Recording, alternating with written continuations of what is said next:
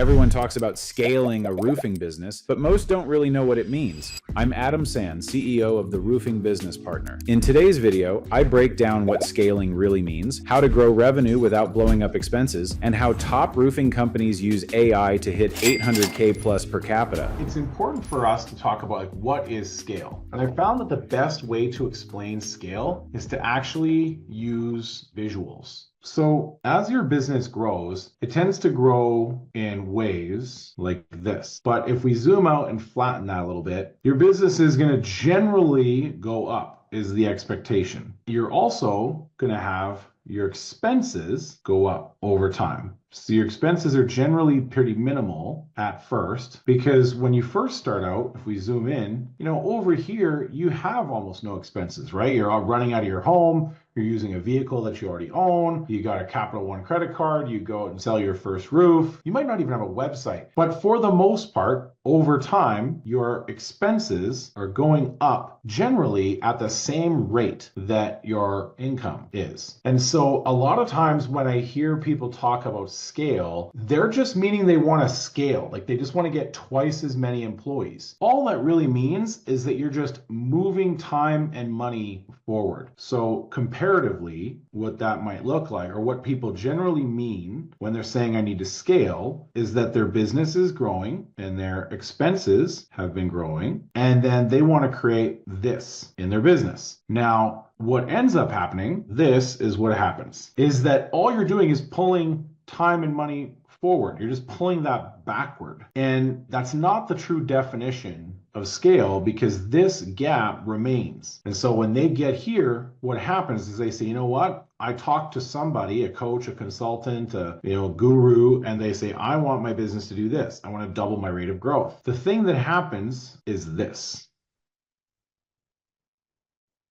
where all of a sudden expenses are growing at a rate faster than income. And this is dangerous. This can happen for a number of reasons. That is when business gets scary, and we have to prevent that. So that's why wisdom begins at the definition of terms, because now what we're going to talk about is what scaling actually means. So you're growing like this, and your expenses are growing like this, but we find a way to create this. And so the gap from here to here is much different than the gap here to here. What this is the expenses grow at the same rate, but the growth of the business grows at an increasing rate. How do we do that? That is literally the million-dollar question. How do we do that? The one metric that it helps to be thinking about when we're trying to accomplish this as a goal is to think in terms of revenue per capita. So let's say the time frame on this is 10 years, and this is growth, right? You can call this compound annual growth rate. Your growth rate increases, but your expenses stays the same. Well, in the more zoomed in look, your business kind of does this. We'll call this revenue. We'll call this the delta of time. We're going to go 3 million, 8 million. And so there are time frames that you go on,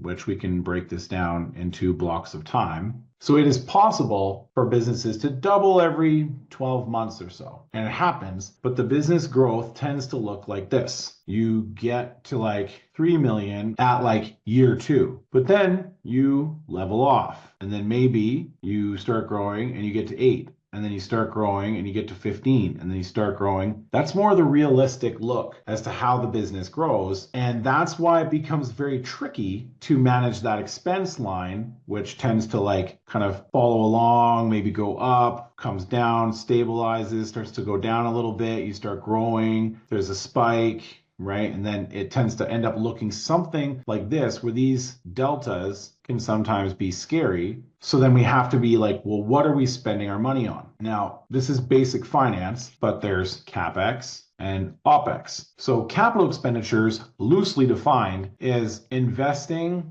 in the future ability, and OpEx is paying for your current ability. It is very easy for roofers to spend money on OpEx. It's safer because it's usually incremental. It's $50 a user or hiring an employee. Every day, I talk to roofers about talent acquisition. Every day they want to hire a person, right? They're trying to say, okay, I need a person for this. I need a person for that. I need a person for this. My production manager's busy. I need to hire another production coordinator now. As the roofing industry goes, we're very afraid of CapEx. I think it's important to have a discussion as to like, why is that? Because a factory thinks very differently. A factory is absolutely focused on CapEx, and everything is about reducing OpEx. They could think completely different in manufacturing. You make these capital investments in theory one time with minimal maintenance. OpEx, you invest less over time, but it tends to creep. This is why we have to focus on revenue per capita,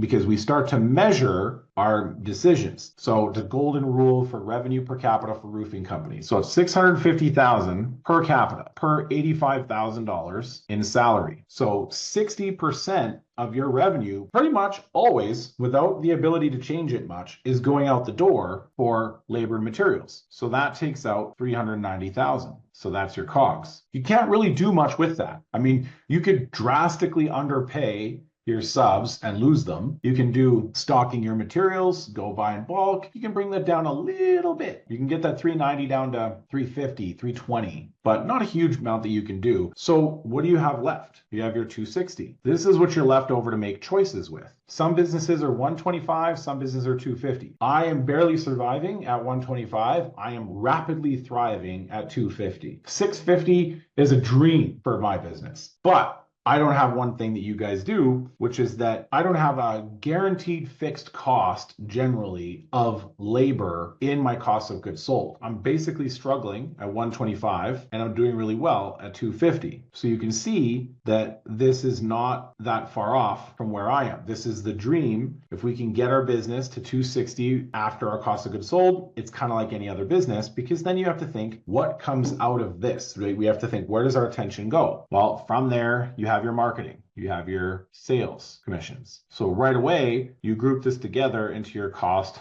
of acquiring a customer. Usually, this number is around 15% of revenue. So if we take that 650,000 times that by 0.15, boom, we just lost another 97,500 in our cost of customer acquisition.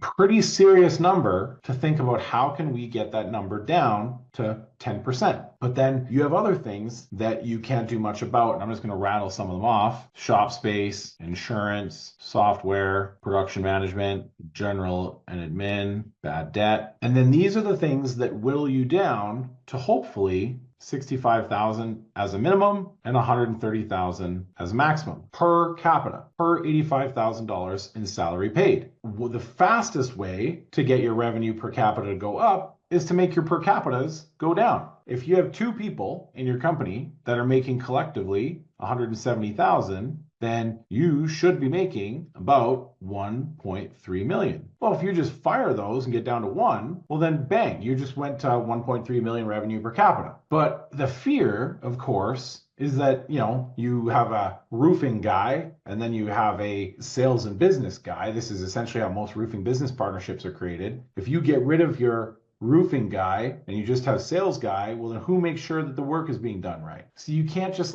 hack heads like that when it's 50% of your company. You have to figure out how to control this and how to control this to get to your number. The thing that I see as being a huge opportunity when thought through properly is using technology as a lever. But there is places where technology becomes a hindrance, because there are two things that are kind of opposing when we're talking about technology. As the requirement for good data goes up, that means that the efficiency of the employee creating that data tends to go down. So this is data and this is efficiency. This is why you want so many automated things happening in your business, because if you have a task to make a call and you have to dial that phone number, and then you have to take notes on paper, and then you have to create a note in the CRM, and then you have to type the note, right? This just becomes you want the data, you want the note that did it. This is where technology becomes a hindrance, is if you don't find a way to reduce the number of actions that are needed to get that good data. Because the value of good data is huge, but it would be better if you have a task to make a call, but you can eliminate the dialing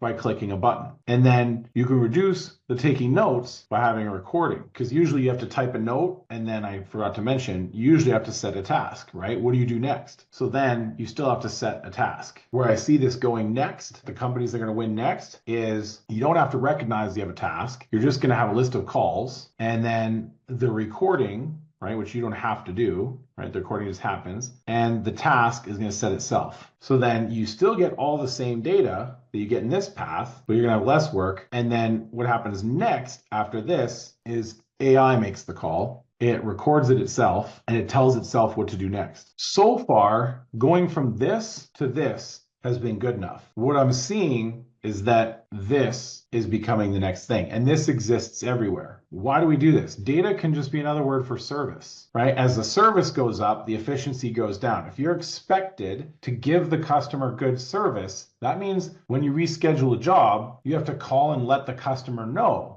that you rescheduled the job. You want to keep the customer in the loop that you rescheduled the job. And if the customer is not okay with that rescheduled job, they have to call and tell you, and then you have to go through the work of rescheduling the job so that it's the right date. So when do we get to the point where it's just if rain, something reschedules the job and lets the customer know, and then maybe you or eventually some kind of agent just handles the edge case that reschedule isn't good enough. This exists everywhere in our business. That's how we create massive improvements in revenue per capita. The best I ever seen a company do was 1.1 million revenue per capita. But things started to break and they settled in around 900. Massively profitable company. Most RBP customers settle in around 700 to 800. Takes some time to get there, and there are periods where revenues like this and expenses go like this along the way, but eventually, once everybody starts doing their job, it goes like this, and we create that delta, right, between these two things. So that's how we determine whether investing in technology is a hindrance or a useful place to put our attention, but it's all based on the reliability of our assumptions.